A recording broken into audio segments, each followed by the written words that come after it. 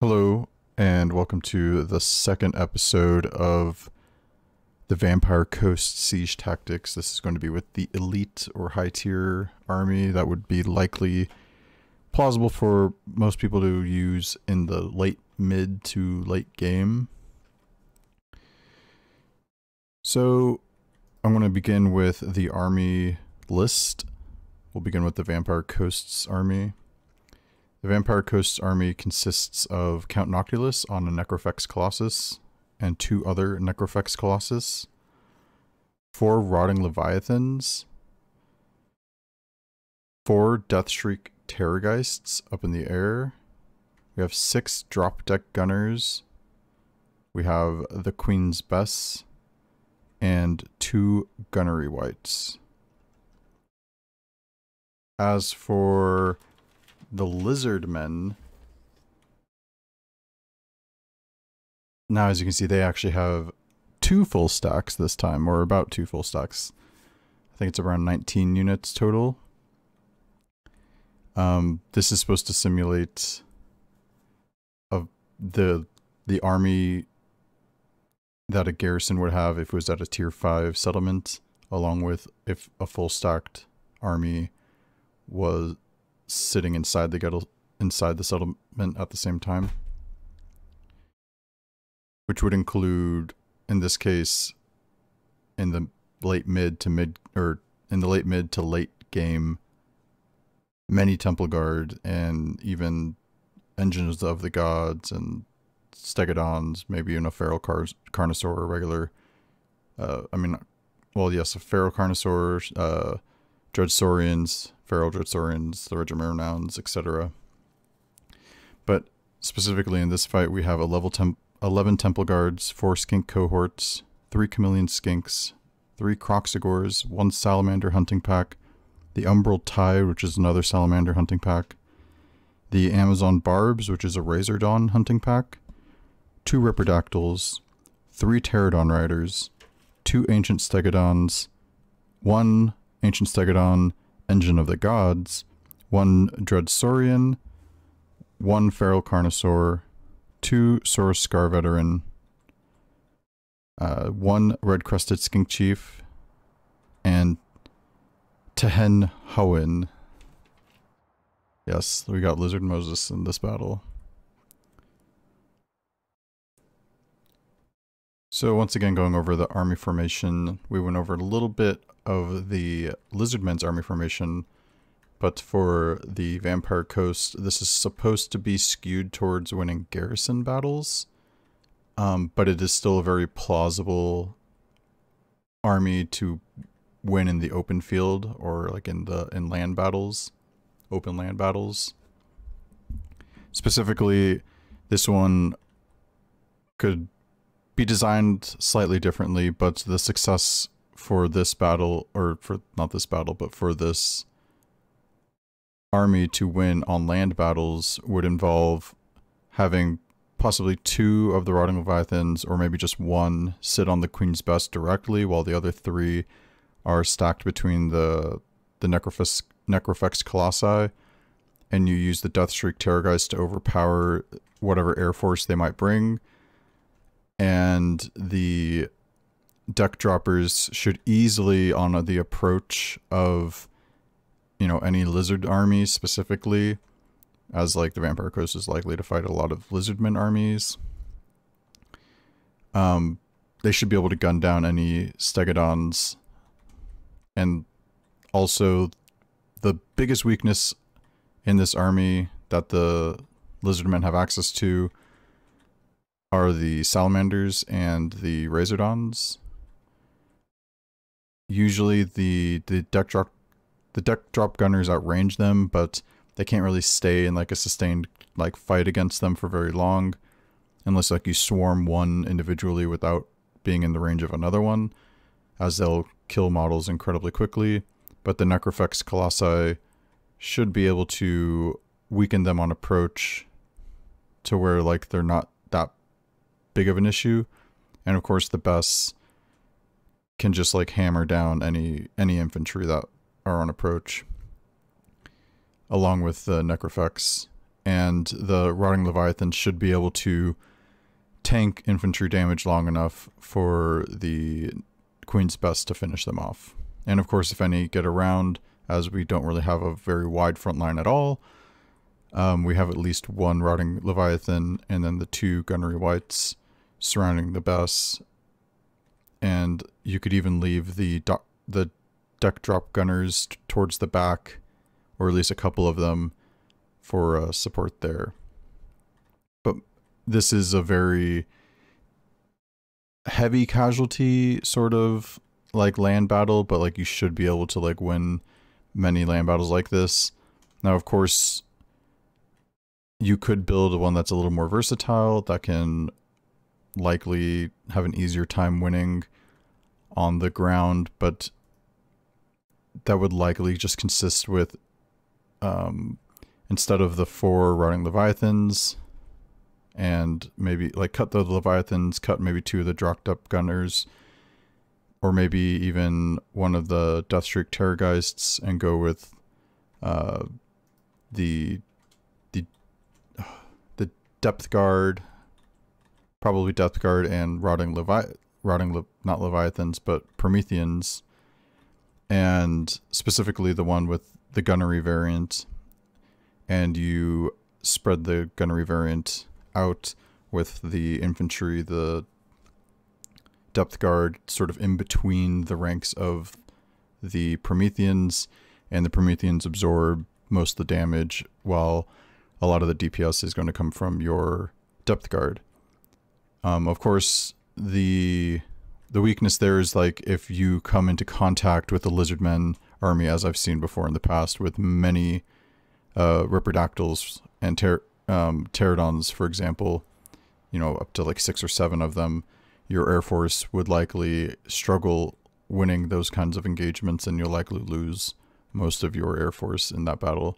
So this is one with a stronger commitment towards keeping the Air Force alive using 4 of the Deathstreak Terrorgeists, and it compensates for the lack of land infantry by just going for straight like armor and HP in the Rotting Leviathans, which can be healed up by Count Noculus, of course, and with the supporting DPS from the drop deck gunners on any infantry, including the Queen's Best, that are just mobbing around the Leviathans, you should be able to overcome and win most battles with this army.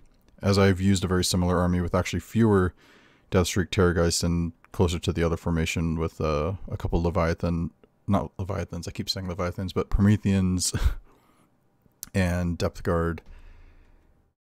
So that is another direction that this can go, but this is to show how one might overcome a particular like battle like this, as if you play the game in a way where you avoid a lot of like combat that like is disadvantageous to you. If you don't have like overwhelming numbers, say like 2 full army stacks, then you like could get away with an army like this if you had to face an army that like this wouldn't be able to deal with on the land, and instead deal with it while it's inside a garrison like this, and even take on 2 to 1 your unit count. And in this case, I think the actual model count is like 181 to like 1700 or something like that. So you can easily win a battle like this, and the virtues of course winning a siege battle is that it completely wipes out all remaining units after the battle on the enemy's side when you achieve victory, even if you haven't actually like wiped them out in the game, so you don't have to worry about chasing them down or merely only winning through a terror route and then never being able to like re-win like the following up battles because you suffer such high casualties, where you merely just went through like a terror route, which can possibly happen, though of course the Vampire Coast has access to immediate recruitment, though on the very low tier units usually, unless there's a huge bloodbath. So anyways, moving on. So beginning this siege battle, we have our Necrophexes out in the front, though likely it is probably wiser to have at least one or two of the Leviathans in the front to absorb these tier 4 towers from the Lizardmen, as they do significantly less damage to the Leviathans than they do the Necrofex Colossus, but you can get away with either. I do eventually move them up. Now, of course, you want to focus on the threatening towers first, which are these two. Bringing more Necrofex obviously increases, or decreases the time it takes to destroy these towers, but army balancing is something you have to experiment with, and this army, while is a very difficult army to master and use, can definitely get you through a campaign and last a very long time. Though expect to lose, you know, a lot of units, or a few units here or there, especially the drop deck gunners and the Terrorgeists are probably the most vulnerable, and you may lose in very large battles one or two Leviathans and Necrofexes. Also in this beginning stage of the battle, the Queen's Bess basically just use the Gunnery White's abilities to increase its accuracy and fire rate, and just target these sort of 90-degree angle blobs, as they would yield the greatest kills per rounds. As you can see, we've actually destroyed the first tower, and I'll fast forward till we get the second one. And the second tower should be destroyed very soon. Alright. So the next stage of this battle, after the towers are destroyed, is to move the air units forward, but also to continue the bombardment, specifically on high-value targets, and missile units to protect your Air Force assets. A small note here, do not leave the Necrofex Colossi in fire at will, as you will waste precious ammunition that you will definitely need throughout the battle. And as you can see, I'm also targeting the Hunting Pack prior to moving my Deathshriek Terrorgeists forward. One of the reasons you may want to move the Deathshriek Terrorgeists forward, even if they're not going to be attacking initially, is to reveal units like the Chameleon Skinks, who in this replay are shown but would in battle be hidden normally. That way you can target them with the Queen's Bess, and you should be able to reveal them while staying outside their range, and they are definitely a high value target, as the Deathshriek can do fairly well against Temple Guards, especially if you weaken them all. But you definitely want to get rid of the Chameleon Skinks, as they cause poison to your units, and they can fire on the Deathshriek Terrorgeists as they are attempting to clear the walls, or help assist clear the walls, including the drop deck gunners. They are a very big nuisance to the drop deck gunners if you don't clear them out. So at this point I do send in some of the Terrorgeists to jump on some of the Skink cohorts that are on the wall, as they're very easy targets.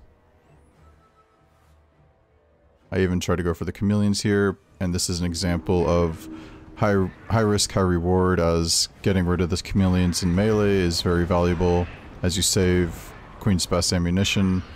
But as you can see, the Umbral Tide Salamander pack does quite a number to the Terrorgeists, and I immediately pull out, as since they do fire damage, Terrorgeists are weak to fire with regeneration, and they are generally, the Salamanders, very powerful against single model large entities regardless. And here's an example of the Chameleon Skinks being a nuisance, slowing down my Terrorgeists on their retreat with their poison missiles. Also leaving a lot of the units very weakened but not completely routed allows for you in the late game to trigger mass routes a lot easier, and on those triggers there are massive penalties in leadership, even to full health or very healthy entities, and you can use that to your advantage to win the game without having to kill every single unit on the field. So at this point in the game, I begin to move my drop deck gunners into firing position. In hindsight, I would highly recommend exhausting the Queen's Best's ammunition before moving any of the air units in, and wiping out specifically the salamander hunting packs and also the chameleons, as they do way more damage than I was hoping, but I was kind of rushing this because I wasn't sure if I was going to be able to win the battle within 1 hour. Now, you could play without the time restraint and not have to worry about it, but if you do have the time limiter on, this is in the options of the game. You know, you might try to play a little faster than is necessary if the timer were off, which is what happens here. But in the end, I actually ended up having almost 20 minutes left to spare, so I probably could have played the game a little bit slower. But in a few of the other tries I had before this, I was getting really, really close to the time limit, so I kind of played a little fast here.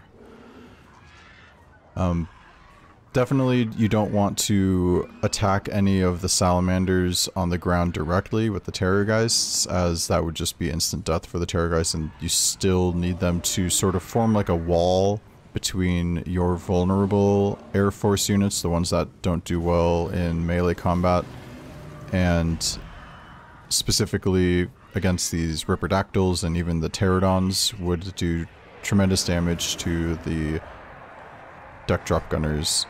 So the deck drop gunners are prioritizing targets such as the Dreadsaurian, as it is a very high value unit on the field.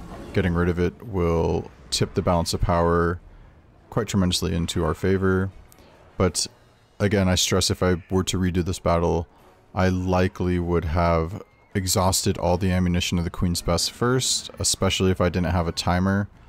And I would have focused on the salamander hunting packs first, and these two specifically, and then the chameleon skinks, and then I would have brought the deck drop gunners into the field, and likely again probably targeted the Dreadsaurian first, using again my Deathstreak Terrorgeist as a wall to protect them from the Ripperdactyls and such.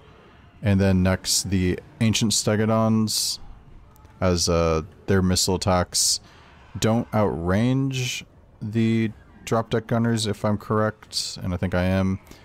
You can probably sit back and shoot at them without taking too much damage. And I think it would be probably in that order: the Dreadsaurian and then the Stegodons. I would have focused on that priority shooting with the deck drop handguns. In hindsight, of course, after killing the salamander hunting packs, as they are very, very threatening to the deck drop gunners, as you'll see very soon. I'll actually just fast forward to the part where I end up losing one of my drop deck gunners. I think right here. As you can see, as I try to get some damage, and I end up taking a tremendous amount of damage on this deck dropper, and I bring it back to get healing from Count Noculus. But I think on the next attack I end up losing one of my drop deck gunners, and then on the next attack I end up losing another one, simply because I was kind of rushing things and being a little careless. So that's something to take in mind when you attempt to use a build like this one to win against the odds. As you can see, if you were to look at the balance of power at the beginning of the match, it was very much in the favor of the Lizardmen and very much not in my favor. And this is definitely an army you will lose many times against an army like this one if you don't play it right. And this is on a very hard battle difficulty. So take into mind that the AI has a lot of attack bonuses on their units, and morale bonuses and morale debuffs on my units, etc. Which means quicker crumbling, which means your units die before getting healed as they try to run back to your healer, which in my case is Count Noculus. Before I move on, I don't know if anyone caught that in the video or if it showed well in the recording, but I brought my Necrofex Colossus up to this line here, where they could assist in the initial withdraw of my deck drop gunners, which there are only well, there's one less now. Oh no, 1, 2, 3, 4, 5. I still have all 6 models. So during that retreat, as the Pterodon riders and Riperdactyls began to move forward to engage with my deck drop gunners, my Necrofexes were able to cover the retreat, which is also one of the reasons why saving the ammunition and not having them in fire at will in the beginning would have been incredibly valuable, as you can put them on the line right here and fire into the Riperdactyls and Pterodon riders and probably kill quite a few of their models. But I didn't really have that much ammunition, so I was going to use it more defensively than offensively during this battle. Again, something in hindsight that was a mistake of mine early in the game that I couldn't correct for, obviously, and that you can correct for in your game if you want to try to use the Necrofexes more offensively. And specifically, I would probably target the Riperdactyls first and then the Pterodons, but also I would probably take into account the way that they're actually like sitting on the battlefield. So if you have like 3 Pterodon riders lined up like this, aiming for the first one or even the middle one and hoping that like your spread shot hits like anything within this like area is likely the way you want to target these kinds of aerial units with ground cannons, even mobile ground cannons like the Necrofex Colossi. So don't forget to use your breath attacks with the Deathstreak Terrorgeist when units are on the wall like this. You want to target them long ways to get the most damage. I've actually found that when they're up on this little hump right here is where you can get the most damage with the breath attacks. And you kind of want to try to find the sweet spot, like having them further back as opposed to directly over sometimes allows the spray to like go further into the line and get more kills. You kind of have to experiment with it to really figure out like where that sweet spot is. And also I was kind of making a misplay here, as like they had failed to reform this line, so those breath attacks weren't doing as much damage as they could have been. So here I go in for another damage phase. I set up my Terrorgeist in the front as a wall against their air force, bring in my air force right behind them, and I attempt to target, I think, the Ancient Stegodon. And as you will see, I do get punished pretty heavily by the Umbral Tide. But I also end up punishing their air force as they attempt to attack me in a couple minutes. I think just like within a minute, which I will fast forward to, but in 2 times, so you can see the damage that I take from the Umbral Tide at some point. Ah, yes. So here, I'm taking damage from the Stegodons, which their machine guns do a lot, the Umbral Tide, their breath attacks do a lot, or their Spitfire, and the Riperdactyls begin to move in forward. I send my Deathstreaks to intercept, I begin to retreat my units, and then on the retreat, I punish them with the Necrofex Colossi and my Terrorgeists as they begin to overextend past the walls into my zone of control, as I'll be out of the range of the Umbral Tide, etc. But they actually do begin to move the Umbral Tide forward, but then it retreats. So I'm in a fairly safe position to take out both these units of Riperdactyls with my 4 Deathstreak Terrorgeists. Though I likely will sustain some damage if I remember correctly from the Salamanders.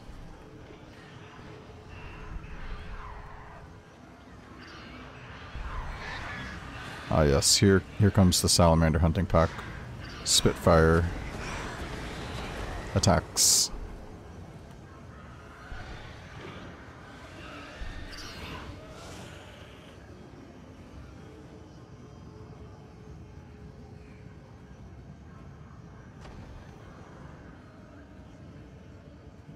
All my Deathstreaks are at their healing caps, so I gotta be very careful with them now.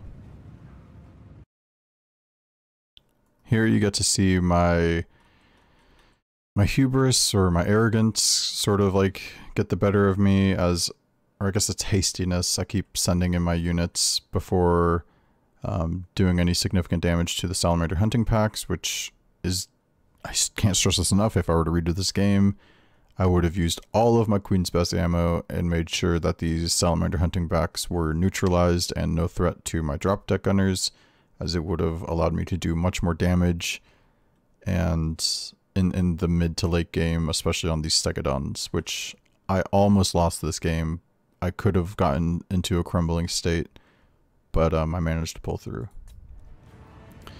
So you'll see here, I attempt to actually strike the Salamander hunting packs with my drop deck gunners, but the kind of angles that I'm getting are very difficult. Going really wide may trigger their air force to push forward and attack, forcing me to retreat. So I try to keep some of them back and some of them forward here. But as you can see, my drop deck gunners are just taking way too much damage that I'm comfortable with.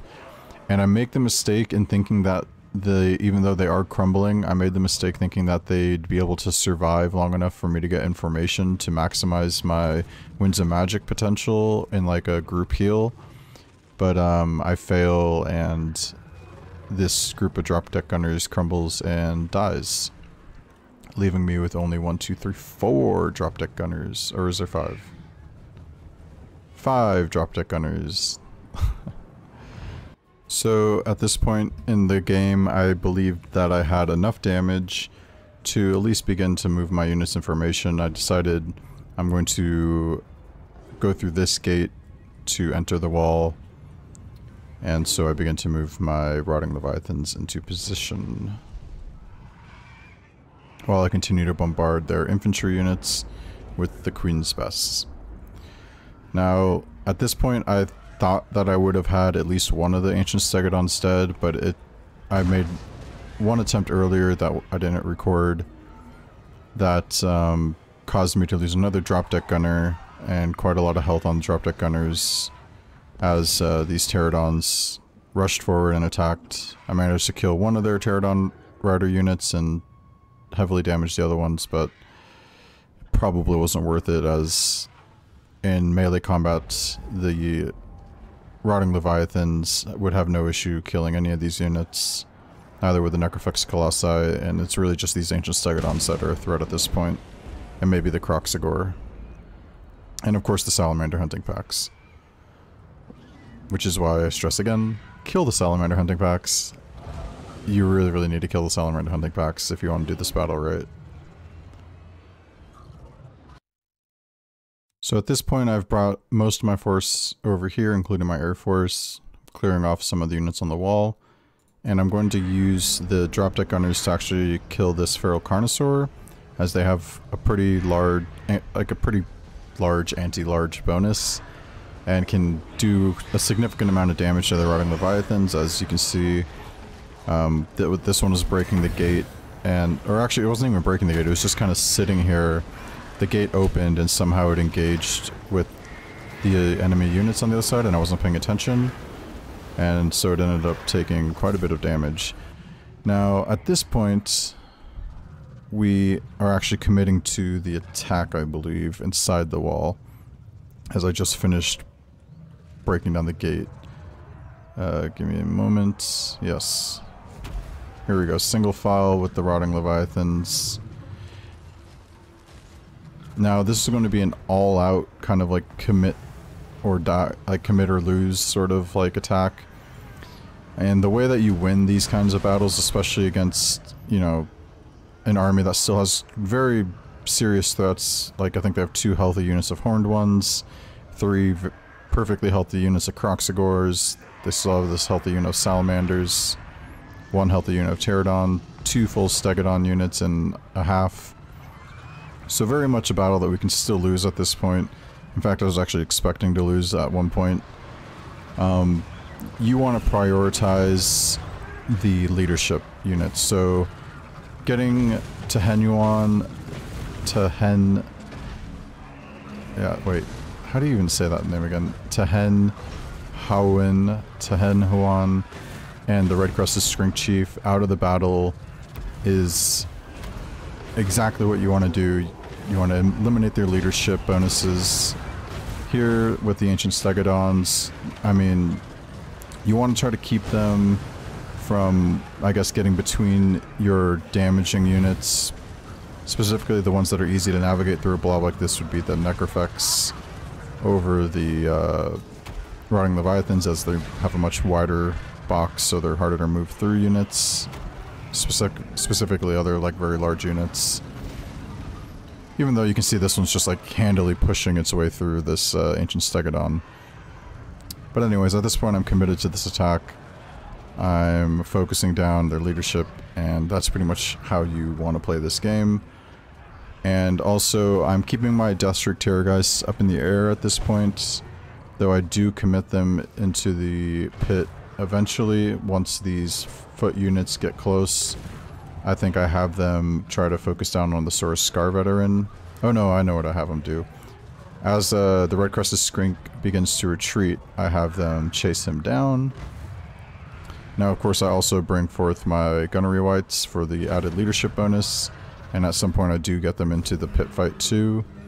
I leave the drop deck gunners because they're kind of like insignificant at this point. They're not really going to help against really anything here. So, and just having them die only contributes negative effects more so than having them just sit back and not do any kind of damage. So as you can see, I have my Terrorgeist kind of like pinning in the Red Crested Skink. Some of their units are beginning to Terror Rout, which adds negative leadership debuffs to the rest of the army. This is why you keep like a lot of really weak ones all at the end right here, because when they just begin to chain route, as they are right here, units that would have otherwise had very high leadership just get incredibly high leadership penalty bonus, or not bonuses, but debuffs, and also begin to rout off the battlefield too. And that's basically how I ended up winning this game. Yay! Alright, so I can't wait to do the next one of these videos. This video took me, oh man, I think almost 6 hours. I've been working on this video for like 6 hours now, so they do take quite a bit of time, so I really appreciate a like and a comment and a subscription on my YouTube channel for more if you enjoy or you find these videos useful. Also, I stream Total War, and recently I've been playing a lot of Destiny 2 on Twitch TV. I also play games like PUBG, PlayerUnknown's Battleground, and occasionally I do like Pokemon streams where I attempt like Nuzlocks, specifically like in hacked Pokemon ROM games that increase the difficulty, etc. We'll go to the end battle screen so we can see the kill count. As you can see, even though it looked pretty bad on our end, we actually didn't lose that many units. We, what is that, like 1,400 to 73 units? If it was to 700 units, that'd be 10 to 1, so this is almost a 20 to 1 victory on our side. So we definitely showed those Lizardmen who, you know, who the better fighter was, better general, better commander, warlord, etc. They call it a Pyrrhic victory, but you know, they should call it a pirate victory, because we're Vampire Coast. We'll just reap the graveyard of this battle to replenish our units. So it's hardly a battle not worth fighting, which is what Pyrrhic means. See you guys next time. I haven't decided on what race to do yet. I think I'm going to complete the High Elf video first, or at least tie that off with the high-end army, and then I'll probably move on to something like the Dwarves, or maybe a more difficult faction like the Beastmen, who are not very prepared for doing like siege battles with, or even the Wood Elves, though I do think I have a competent strategy with the Wood Elves that would be really fun to show off, at least on the high-end army. The low-end army might be futile or always taking very heavy casualties, but we'll see. Alright, catch you guys later. Bye.